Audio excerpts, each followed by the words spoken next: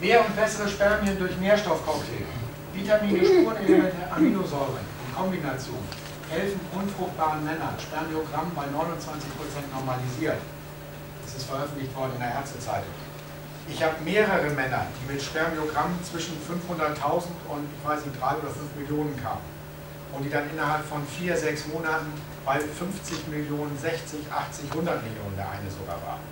Und es gibt einen ganz großen Inseminator, oder gab ihn mindestens in Lübeck, der größte Gynäkologe immer, aber wie dem auch sei.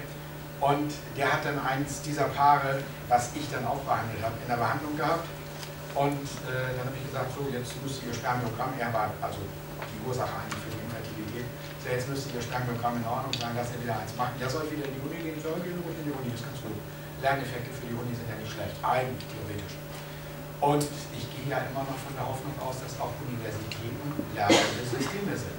Aber ja, auf jeden Fall, er hat bei dem, oder Sie haben dann das Spermiogramm abgegeben bei dem berühmten Professor und waren dann 14 Tage später da, wollten es besprechen. Und so ein Professor hat ja nie Zeit, das wissen wir ja alle. Und dann hat er mit ihnen Smalltalk gehalten. Ich muss jetzt ganz schnell. Nein, Moment, wir wollten ja Spermiogramm. Achso, ja, und dann, ich wollte Ihnen noch das erzählen, das erzählen. Und jetzt muss ich ganz schnell.